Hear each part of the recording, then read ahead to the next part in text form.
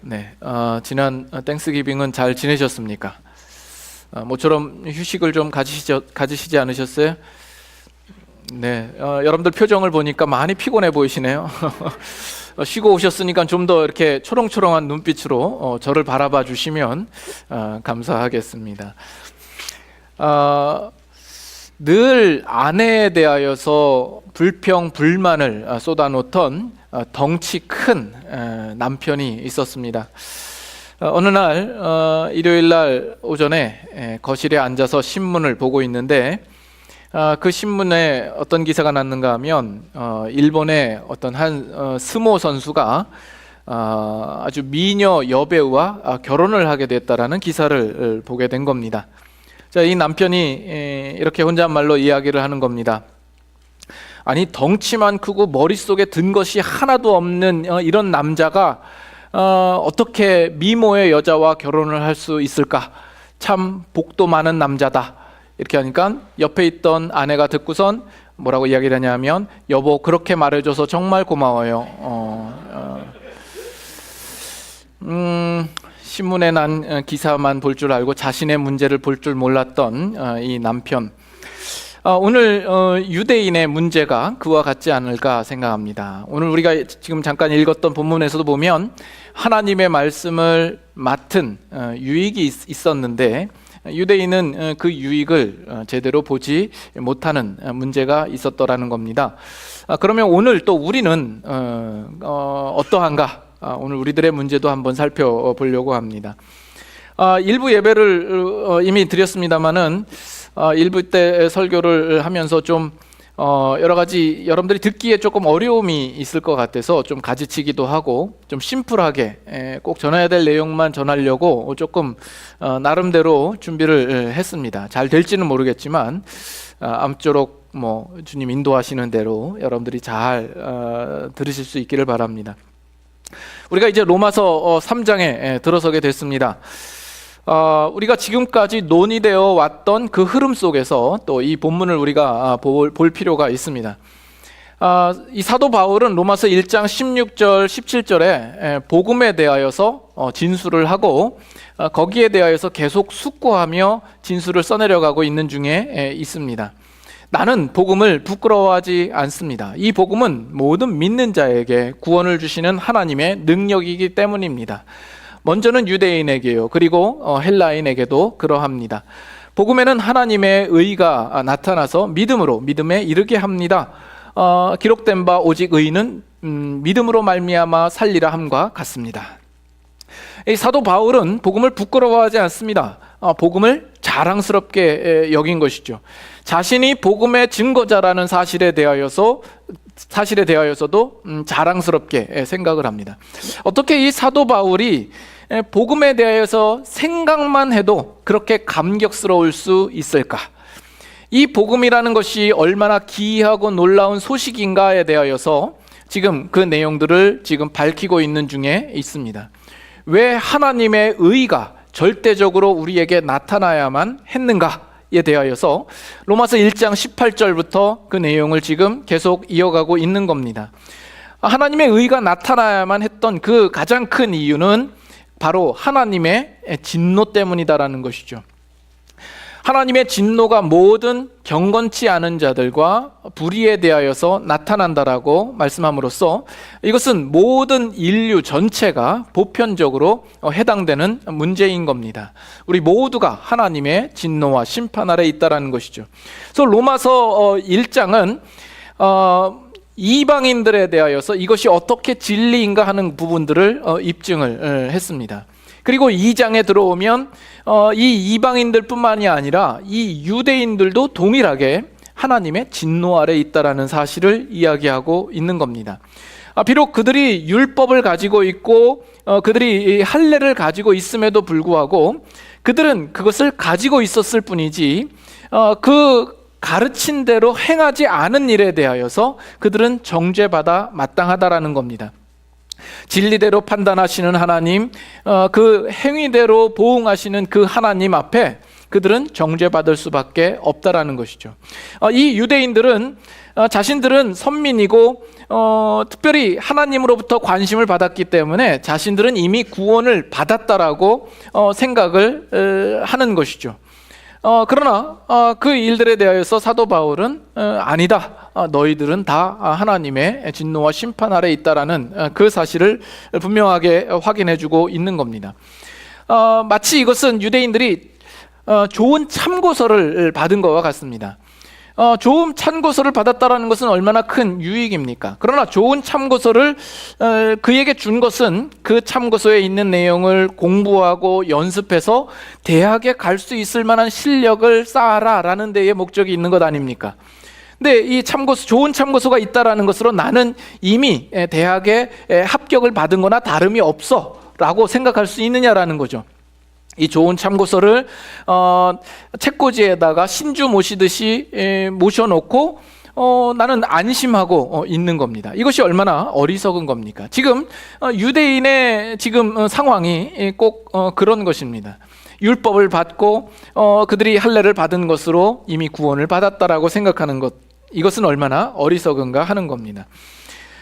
그래서 유대인이나 이방인이나 동일하게 하나님의 진노와 심판 아래 있다라는 이것이 로마서 2장의 마지막에 도달한 결론입니다.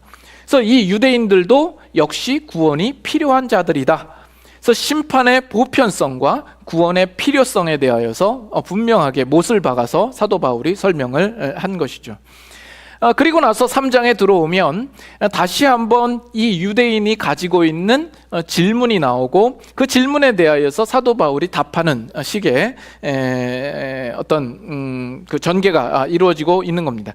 그 질문이 뭡니까? 3장 1절에 보니까 그런즉 유대인의 나음이 무엇이며 할례의 유익이 무엇이냐라는 거죠.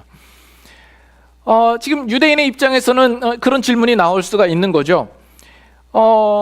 우리는 하나님께로부터 율법을 받았고 하나님께서 할례를 우리에게 요구하셨는데 그렇다면 이 구원의 문제에 있어서 유대인이 이방인들과 전혀 다를 것이 없이 하나님의 진노 아래 있고 심판 아래 있다고 한다면 하나님께서 우리를 선별하시고 선민으로 삼으신 유익이 무엇이냐라는 겁니다.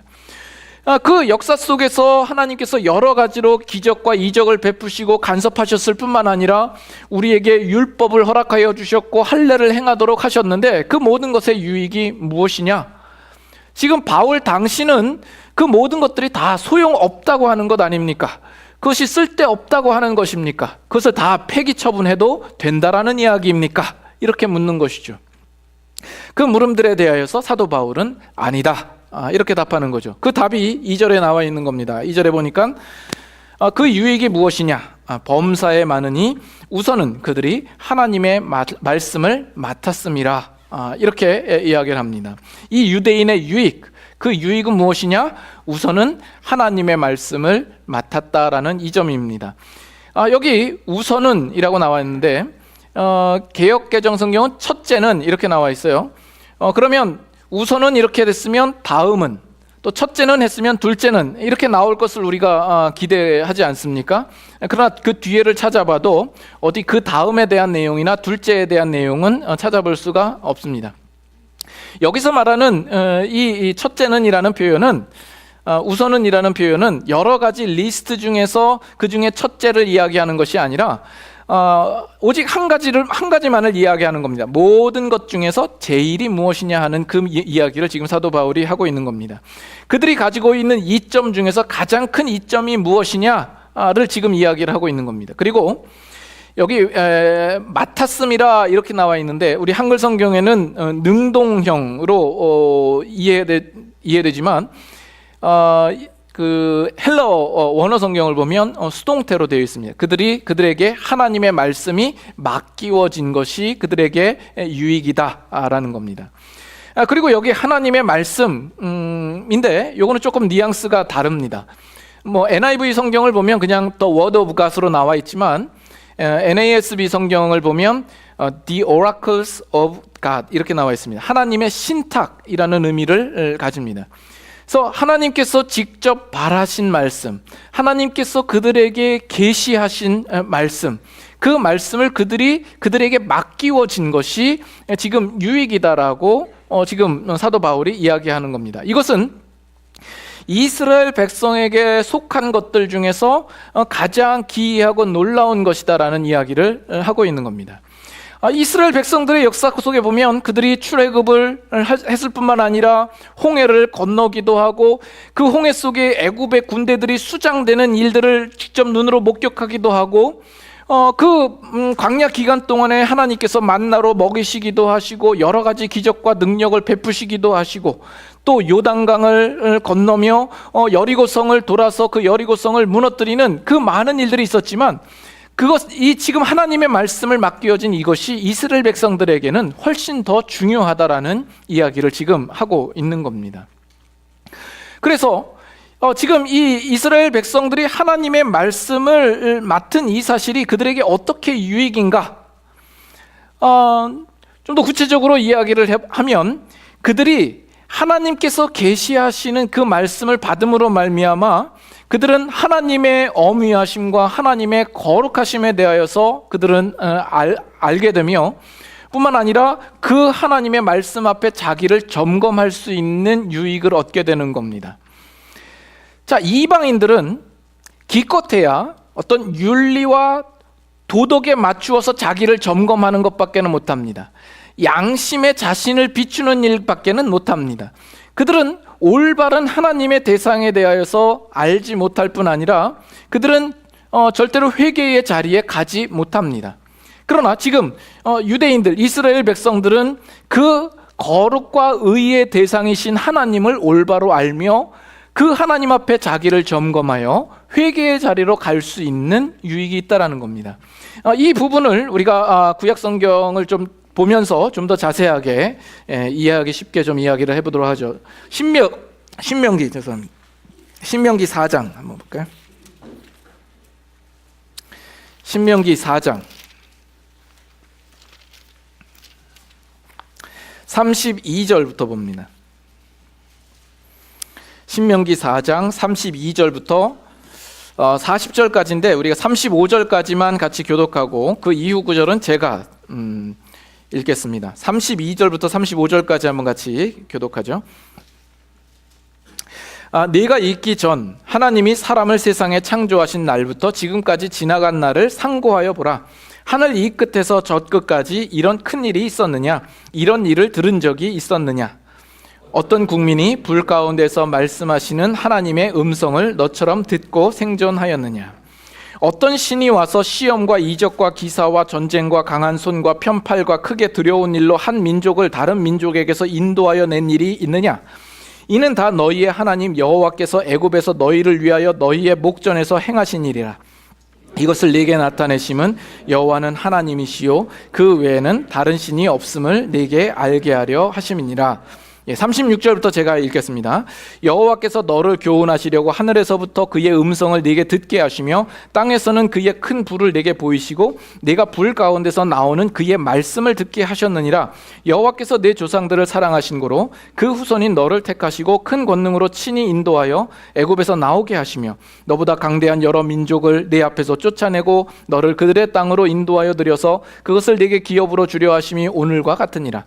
그런즉 너는 오늘 위로 하늘에 나 아래로 땅에 오직 여호와는 하나님이시요 다른 신이 없는 줄을 알아 명심하고 오늘 내가 네게 명령하는 여호와의 규례와 명령을 지키라. 너와 네 후손이 복을 받아 네 하나님 여호와께서 네게 주시는 땅에서 한없이 오래 살리라.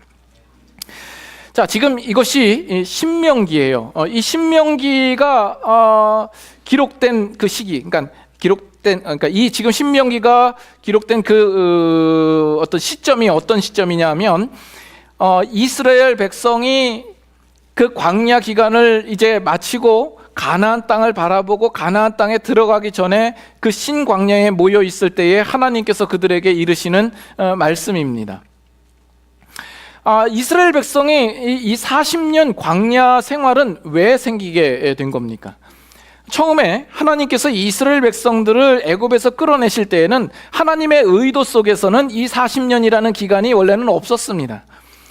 그러나 그 기간이 어떻게 생겼습니까? 가데스 바네아에서 12사람의 정탐꾼이 가나안을 정탐하고 돌아와서 백성들에게 보고한 내용을 들었을 때에 그들의 부정적인 보고를 듣고 이스라엘 백성들이 원망하죠. 하나님의 약속을 저버리고 하나님의 신실하심에 대하여서 의지하지 아니하고 불평과 불만을 늘어놓고 입국을 거부합니다. 그러므로 말미암아서 생겨난 것이 이 40년 동안에 이 광야에 방황하는 이 기간이 생겨나게 된 겁니다. 그래서 그 광야 40년 기간을 다 지나고 나서 신광야에 이르렀을 때에 하나님께서 이스라엘 백성들에게 지금 말씀하시는 겁니다. 그 내용이 뭡니까? 너희 이런 하나님 봤냐? 라는 거예요. 이 세상에 이런 신이 어디 있냐? 라는 겁니다. 상천하지에 오직 여호와는 나 하나님밖에 없음을 너희는 명심하라. 다른 신이 너희에게는 없다. 그 기간을 통하여서 너희에게 여러 가지로 기적을 베푸시고 너희에게 발하시고 너희에게 음성을 들려주신 이 모든 것은 바로 너희에게 있는 그 하나님이 진짜 하나님인 것을 너희로 알게 하려고 너희에게 베푼 것이다 라는 이 사실을 지금 이야기하고 있는 겁니다.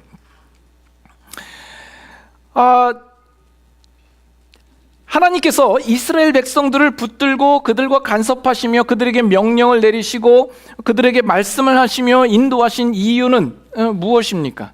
바로 그 기간들을 통하여서 그 하나님이 어떤 하나님인가, 그 하나님이 얼마나 거룩하시며 능력의 하나님이시며 어미하신 하나님이신가를 그들에게 분명히 알게 하는 것이요, 그로 말미암아서 그 하나님 앞에 엎드리도록 하는 이것을 그들에게 알게 하고자 하신 것이죠.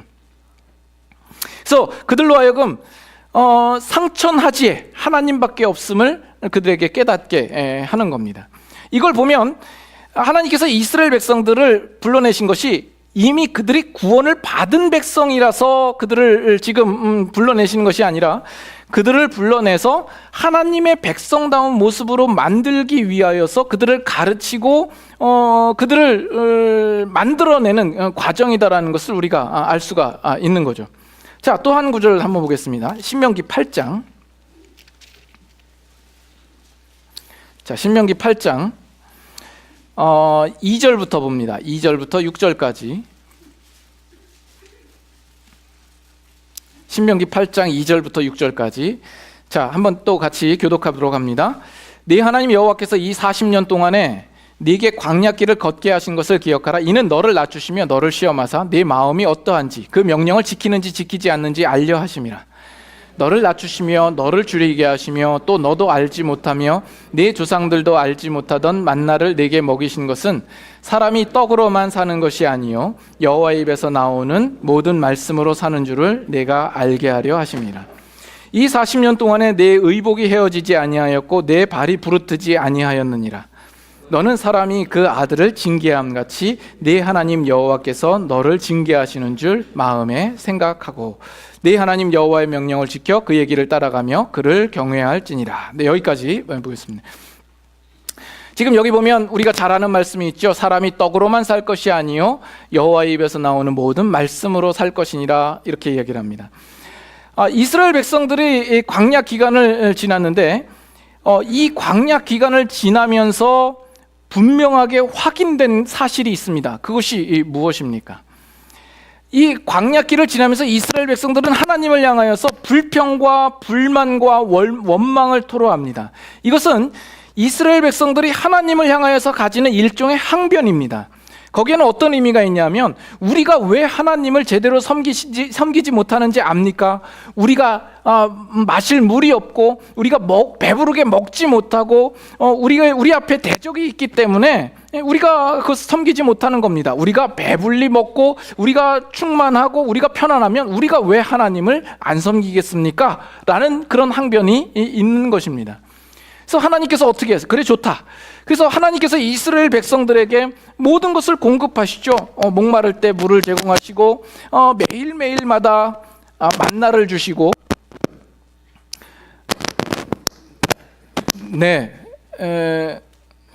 마이크 테스트. 만나를 주시기도 하시고 그 광야길을 걷는 동안에 메추라기도 허락하여 주시고 불기둥과 구름기둥으로 그들을 보호하시기도 하시고 그들의 의복이 헤어지지 않도록 하시고 그 발이 부르트지 않도록 하시며 또 그 앞에 막아서는 모든 대적들에 대하여서 물리쳐 주십니다. 그래서 이스라엘 백성이 하나님을 온전하게 잘 섬겼더라 이렇게 기록되어 있던가요? 그들은 여전히 하나님께 대하여서 불만과 불평과 하나님을 거역하고 배반하는 그들의 모습이 나타나 있는 겁니다. 그럼으로써 분명하게 증명되는 사실은 무엇이에요? 그들이 아무리 먹을 것이 풍부하고 배부르고 가진 것을 다 가진다 할지라도 그들은 여전히 하나님 앞에 범죄하는 족속이요 그런 존재라는 사실이 분명해지는 것입니다. 어떤 그들 주위에 있는 어떤 상황의 문제, 조건의 문제, 환경의 문제가 아니라 그들 안에 이미 자리 잡고 있는 죄로 말미암아서 그들은 하나님 앞에 범죄할 수밖에 없는 상태에 있다라는 사실이죠. 그들의 속에서 죄가 나오는 것입니다. 그래서 사람은 떡으로만 살 것이 아니요 여호와의 입에서 나오는 모든 말씀으로 살 것이라는 이 말씀이 나오는 겁니다. 그들을 거룩하게 의로 인도하며 그 살 수 있는 유일한 길은 여호와의 신실하신 말씀밖에 없다라는 겁니다. 그래서 그 하나님의 신실하신 말씀이 주어졌을 때 이스라엘 백성들은 그 말씀 앞에서 자신의 죄성과 자신의 더러움과 추한 부분이 더욱 분명하게 드러나고 그것을 확인하게 되더라는 겁니다. 그래서 지금 이 40년 기간 동안에 이스라엘 백성들이 하나님으로부터 직접 발하시는 그의 음성과 여러 계시와 또 많은 기적과 역사를 받았습니다. 그로 말미암아서 그들 안에 분명히 확인되는 것은 하나님이 누구신가 하는 것과 그리고 인간이 어떤 존재인가, 우리 이 인간이라는 존재가 어떻게 하나님 앞에 범죄할 수밖에 없는 존재인가라는 이 사실을 확인시켜 주는 겁니다. 그럼으로써 그것을 확인한 이스라엘 백성들은 자신의 죄를 시인하며 하나님 앞에 회개의 마음으로 납작 엎드리며 하나님께 도움과 긍휼을 구하며 하나님께 구원을 바라는 그 자세로 나아와야 하는 것이죠. 바로 그 자리로 나아올 수 있다라는 것 자체가 바로 이스라엘 백성이 가지는 유익인 것입니다. 하나님이 이스라엘을 선민으로 삼으시고 율법을 주신 궁극적인 목표요 또 그들에게 가지는 유일한 유익이 되는 것입니다. 이것은 이 구약성경 전체가 우리에게 말씀해주고 있는 겁니다. 다니엘서를 한번 볼까요? 다니엘서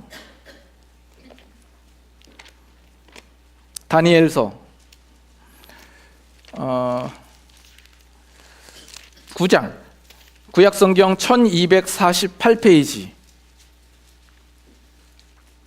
다니엘서 9장 3절에서 6절까지 한번 교독하고 그 이후에 구절들은 제가 한번 또 읽겠습니다. 다니엘서 9장 3절부터 6절까지 한번 같이 교독합니다.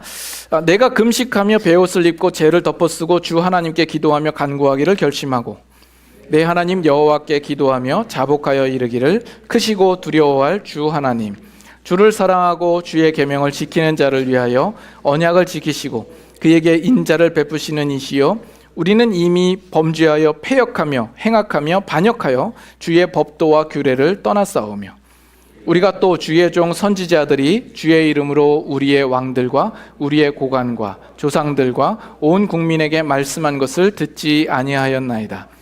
제가 읽습니다. 주여 공의는 주께로 돌아가고 수치는 우리 얼굴로 돌아오며 오늘과 같아서 유다 사람들과 예루살렘 거민들과 이스라엘의 가까운 곳에 있는 자들이나 먼 곳에 있는 자들이 다 주께서 쫓아내신 각국에서 수치를 당하여 싸우니 이는 그들이 주께 죄를 범하였음이니이다.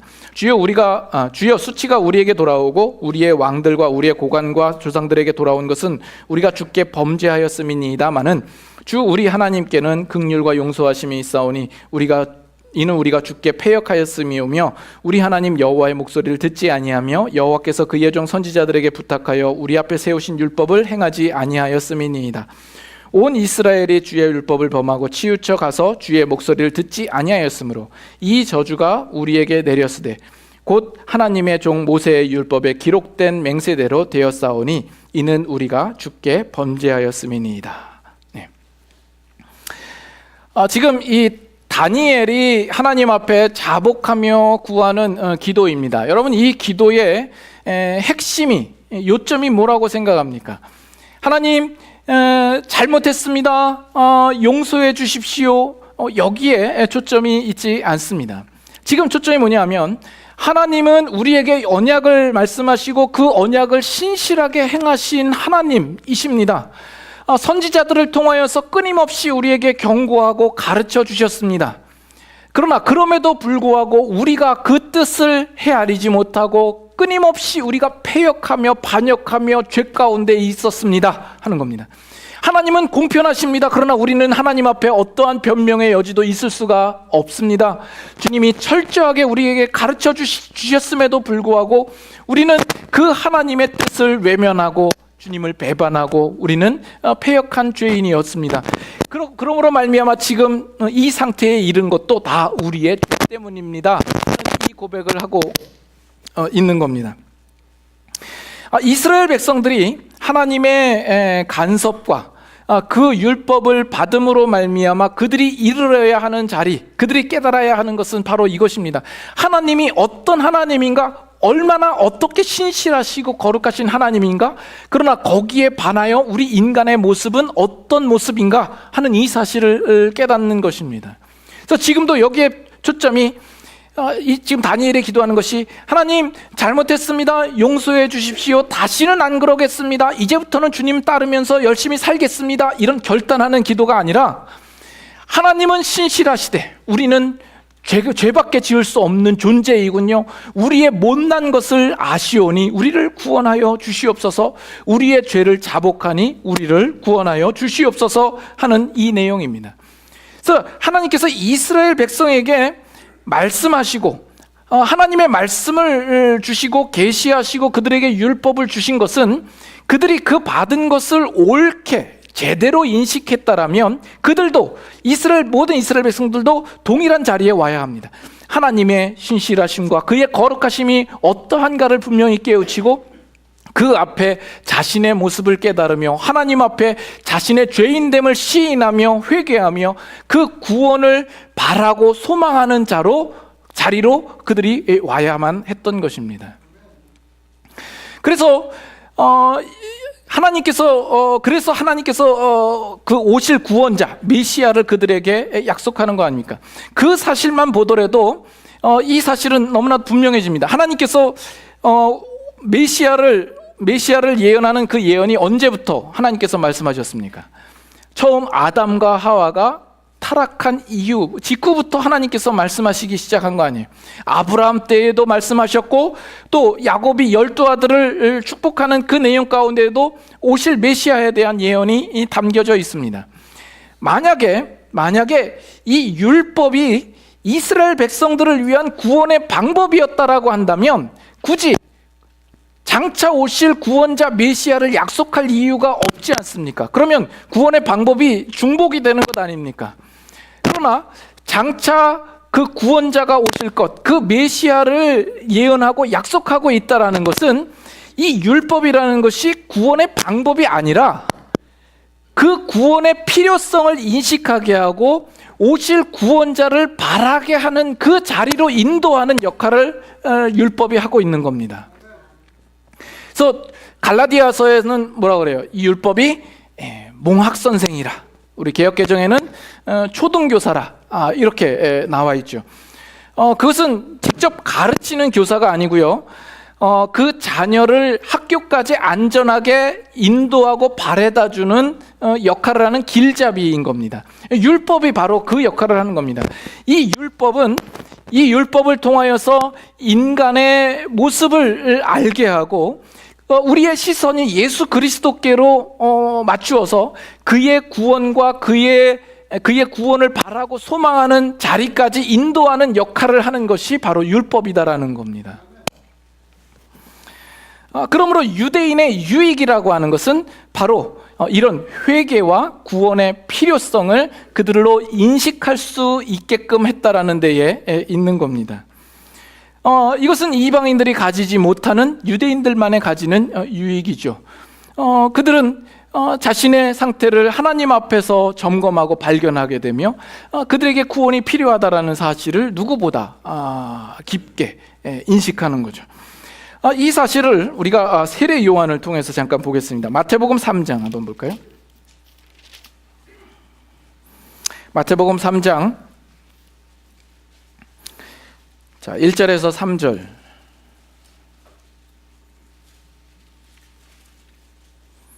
마태복음 3장 1절에서 3절. 자, 그때에 세례 요한이 이르러 유대 광야에서 전파하여 말하되 회개하라 천국이 가까이 왔느니라 하였으니 그는 선지자 이사야를 통하여 말씀하신 자라 일렀으되, 같이 한번 읽어볼까요? 광야에 외치는 자의 소리가 있어 이르되 너희는 주의 길을 준비하라 그가 오실 길을 곧게 하라. 네. 자, 여기 이 세례 요한이 등장을 합니다. 이 세례 요한은 구약의 인물 중에서 마지막 인물이라고 해도 방불합니다.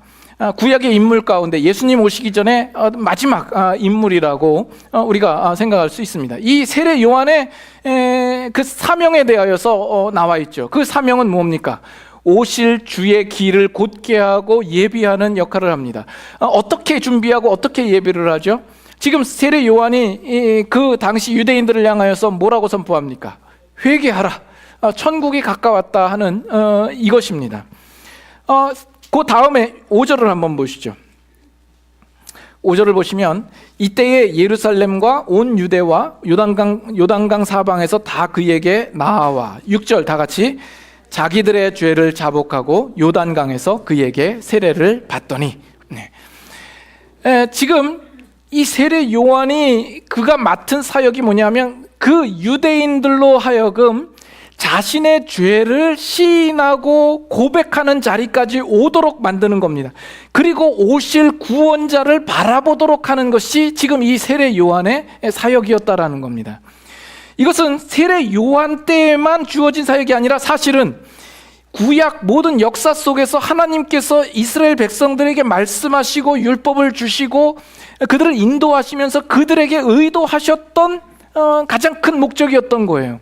이스라엘 백성들이 하나님의 바라시는 음성을 들으며 내가 죄인 되었다라는 사실을 분명히 깨달으며 오실 구원자를 애타게 찾으며 하나님을 의지하며 그에게 간청하는 자리까지 오도록 하는 것, 이것이 하나님께서 의도하신 거라니까요. 그것이 또한 이 유대인들이 이스라엘 백성들이 가진 그들만의 유익이었던 것입니다. 그러나 그 다음 구절 보면 7절부터 바리새인들과 사두개인이 나오는데 그들을 향하여서 이 세례 요한이 호통을 치면서 책망을 하죠. 독사의 자식들아, 누가 너희를 가르쳐 임박한 진노를 피하라 하더냐. 회개에 합당한 열매를 맺어라. 속으로 아브라함이 우리 조상이라고 생각하지 말아라. 이미 도끼가 나무 뿌리에 이미 놓여 있다. 이렇게 말하고 있죠. 이 바리새인들과 이 사두개인들은 그 자리로 나아오지 않는 겁니다. 자신이 죄인 된 것과 자신이 구원이 필요하다라는 사실을 그들은 인식하지 못하고 있는 거예요.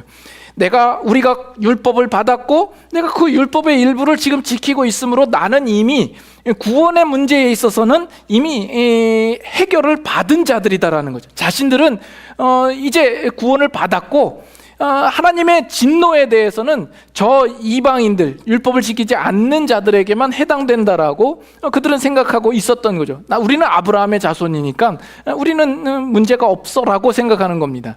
그 일에 대해서 세례 요한이 분명히 그들을 지적하고 지금 책망하는 가운데에 있는 겁니다. 그리고 11절에는 나는 회개하게 하기 위하여 물로 세례를 주지만 내 뒤에 오시는 이는 나보다 능력이 많으시니 성령과 불로 너희에게 세례를 베푸실 것이다 라는 겁니다. 그래서 세례 요한의 사명은 회개하도록 하기 위한 물 세례만 행하는 것이 이 세례 요한의 사명이 되는 것이죠. 회개의 자리로 그들을 이끄는 겁니다.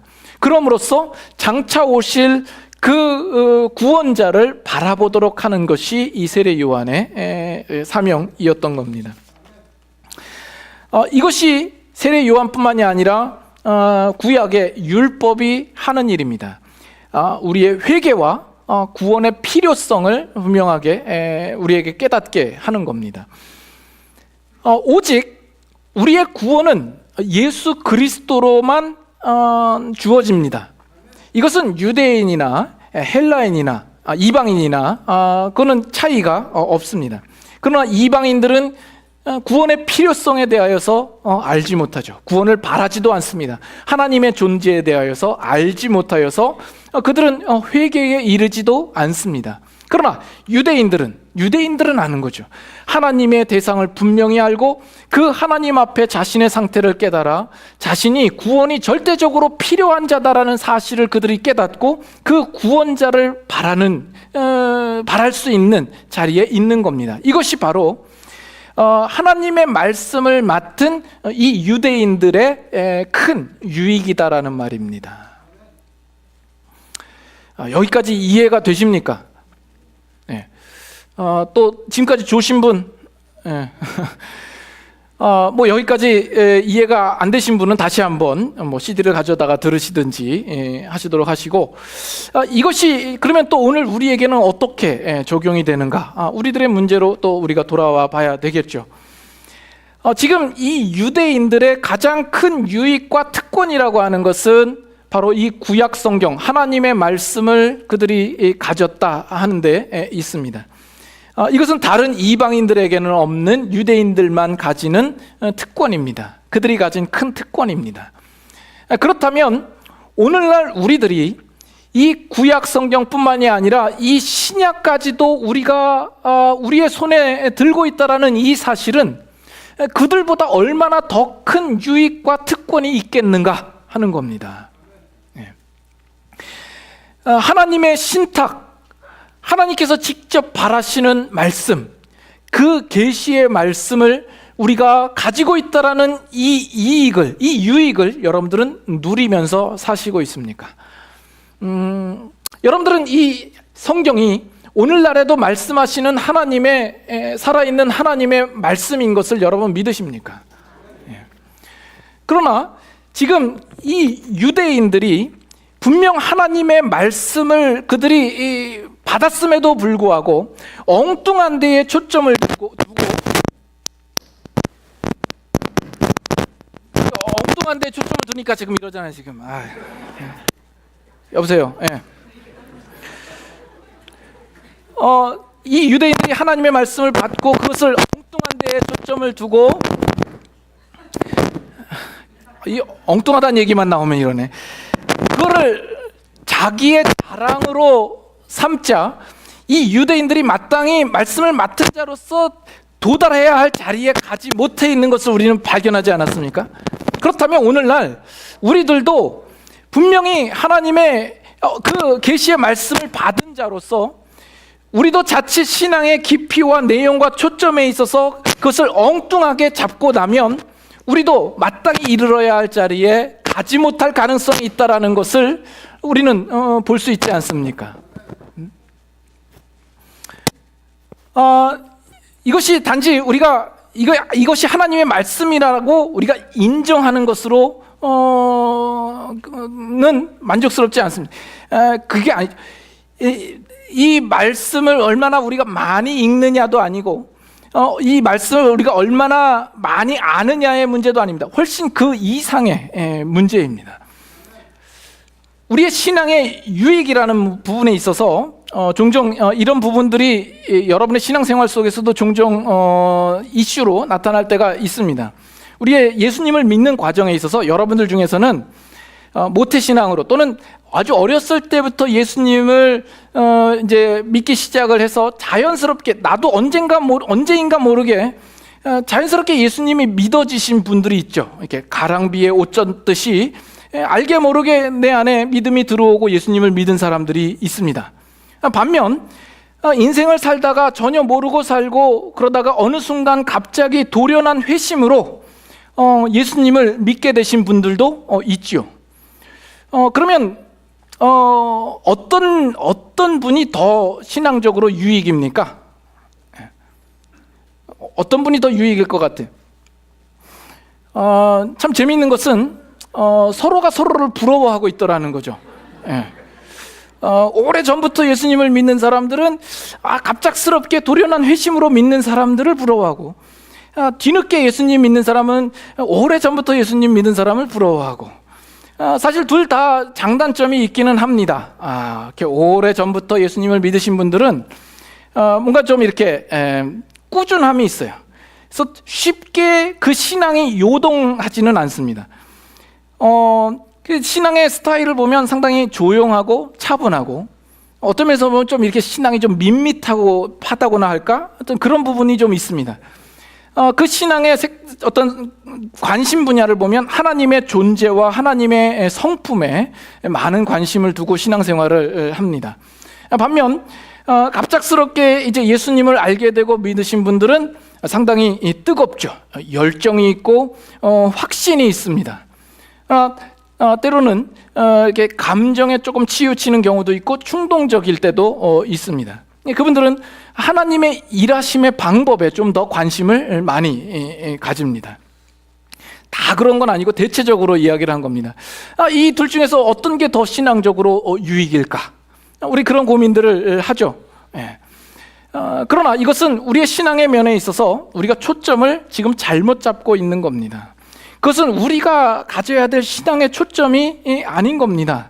우리의 신앙의 초점이 내가 어떤 경험을 했는가, 어떤 체험을 했는가에 있지 않습니다. 얼마나 지식을 많이 가졌고 얼마나 신앙의 연륜이 오래되어 있는가도 아닙니다. 지금 이 유대인의 유익의 관점에서 우리가 살펴본 것처럼 그 죄의 시점에서 우리의 신앙을 볼 수 있어야 합니다. 그 하나님은 누구이신가 하는 부분들과 인간이 어떤 존재인가 하는 부분들을 주의 깊게 보시고 그것이 우리의 신앙의 초점과 내용이 되어야 하는 겁니다.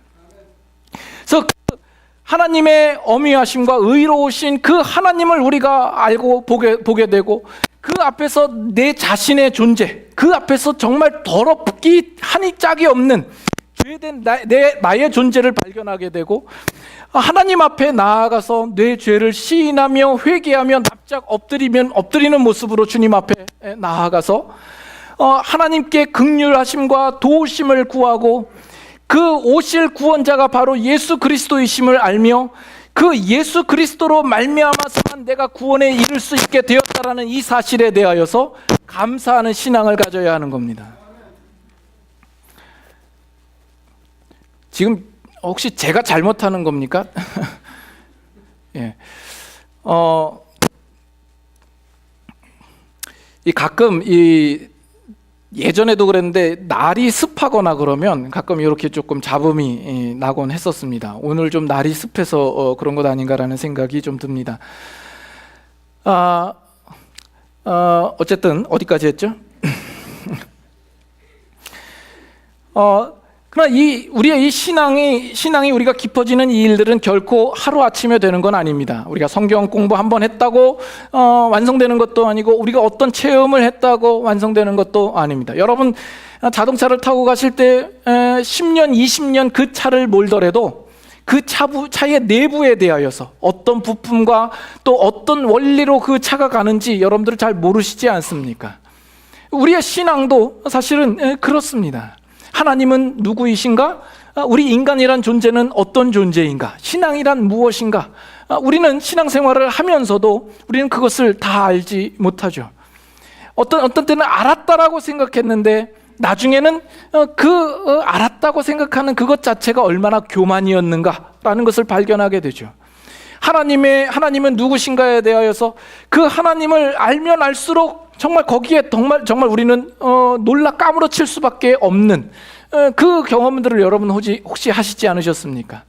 나 자신에 대해서도, 내 자신의 실체에 대하여서도 내 모습을 바라보면서 거기에 절망하고 회의하고 낙담해 보신 적이 있지는 않습니까? 우리의 신앙 속에서 그 하나님과 또 우리 자신에 대하여서 그 알아가는 깊이와 그 내용을 가지셔야 합니다. 이것이 우리가 신앙생활에 마땅히 초점을 가져야 할 신앙의 중요한 핵심이 되는 겁니다. 불신자와 신자의 차이는 무엇입니까? 우리는 신자라고 해서 불신자를 어떤 우월감에서 그들을 바라보아서는 안 됩니다. 우리는 그들과 하나도 차이가 없습니다. 서로가 죄인이라는 측면에서 우리는 차이가 없습니다. 불신자들도 죄인이요, 우리도 죄인입니다. 그렇다면 차이는 무엇입니까? 불신자들은 그 죄의 심각성을 모르는 거죠. 그리고 그 죄를 해결할 의지도 가지고 있지 않으며 그 죄를 치유할 방법도 알지 못합니다. 우리는 그 죄의 심각성도 알고 그 죄를 어떻게 해결할 수 있으며 우리가 그것을 어떻게 해결받았는가를 우리는 그것을 아는 자들이죠. 그렇다면 우리는 이 세상 속에서 하나님을 알지 못하고 그리스도를 알지 못하는 자들에게 우리는 그 사실을 증거해야 하는 겁니다. 우리 안에 있는 이 죄가 얼마나 심각한 문제인가 하는 것과 그것을 해결받은 자로서 이제 생명과 진리와 의와 거룩 가운데 살아가는 우리들의 삶을 그들에게 삶으로써 증명하고 나타내 보여줘야 할 그 책임이 우리에게 있는 것입니다. 그것을 해결받은 자답게 이 세상 앞에서 설 수 있는 여러분들이 되셔야 하는 겁니다.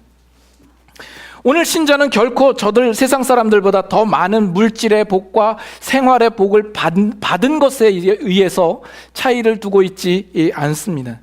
예수를 믿었더니 병이 나았더라, 예수를 믿었더니 성공했더라, 예수를 믿었더니 형통해졌더라. 이것은 세상 앞에서 우리가 증명해야 할 내용이 아닙니다. 우리가 세상 앞에서 그들 앞에서 증명해야 할 것은 우리의 죄된 우리의 상태와 우리의 운명이 어떻게 우리가 생명과 진리로 옮겨지게 되었는지, 우리의 삶에서, 우리의 자세에서, 삶의 원리에서, 우리의 인격에서 그들에게 드러나서 증거될 수 있는 모습으로 우리 신자는 살아야 할 책임이 있는 겁니다. 여러분들은 신앙의 연수가 얼마나 됐습니까? 우리 이민 오신 분들, 여러분 이민 오신 지 얼마나 되셨습니까? 제가 처음에 미국에 왔을 때 미국 온 지 10년 되었다 그러면 와, 대단해 보였습니다. 우리 교회에 오니까 30년이 넘는 분이 있고 이 자리에 더 되신 분이 있죠. 보면 놀랍니다. 와, 대단하다. 저 정도 되면 뭔가 정말 이 미국 안에서 완전히 동화되어서 정말 영어도 잘하고 다 잘할 것 같다, 이런 생각을 하죠. 근데 실제로 여러분들이 20년 되고 30년 되시니까 어떻든가요? 부끄럽죠. 영어도 제대로 하는 것도 아니고 그런 알고 있는 한국말마저 까먹고 이것도 저것도 아닌 그런 상태로 되어 있는 우리들의 모습이 아닙니까? 이 신앙생활도 꼭 그런 모습인 것 같아요. 이 미국 땅에서 사는 거야 그래도 좀 눈칫밥만 잘 굴리면 사는데 지장은 없을 것 같아요. 근데 여러분 신앙도 혹시 눈치로 살아가는 신앙은 되지 않아야 되지 않겠습니까? 혹시 그렇게 살고 사시지는 않으십니까? 갑자기 혀가 꼬이네. 방언을 하려고 그러나. 여러분들이 신앙생활을 하신 지 20년, 30년, 40년 되셨다고 한다면 거기에서 분명한 차이와 분명한 내용이 나타나야 되지 않겠습니까? 신앙의 깊이와 신앙의 내용에 있어서 풍성함이 풍겨져 나와야 되지 않겠습니까? 하나님이 누구이신가 하는 것과 내 자신에 대하여서 알므로 말미암아 우리가 더욱 예수 그리스도의 십자가 앞으로 나아가고 십자가를 붙들게 되고, 또 그로 말미암아서 여러분의 삶에서 나오는 어떤 인격과 성품과 겸손과 어떤 자세에서 분명한 차이가 나타나야 되지 않겠는가라는 겁니다. 우리의 신앙생활이 연수가 오래됐음에도 불구하고 그런 모습이 우리 안에 나타나지 않으니까 우리는 늘 지금 막 믿은 사람이 부럽죠. 그런 식의 우리의 삶이 되어버린 겁니다. 분명히 여러분들이 이미 그 전에부터 신앙에 들어온 이 사실이 우리에게 분명히 유익된 것이 있음에도 불구하고 그 유익을 누리지 못하고 살아가는 신앙 인생처럼 되어버렸다라는 이야기입니다. 여러분의 신앙 가운데 하나님의 거룩하심을 더욱 풍성히 알아가는 데 힘쓰시고, 또 우리 안에 있는 죄의 문제를 우리가 어떻게 다루어야 할지를 분명히 아는 그런 신자로 살아가실 수 있기를 바랍니다.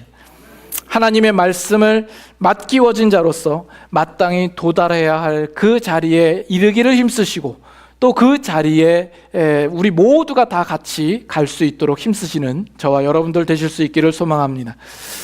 기도하겠습니다.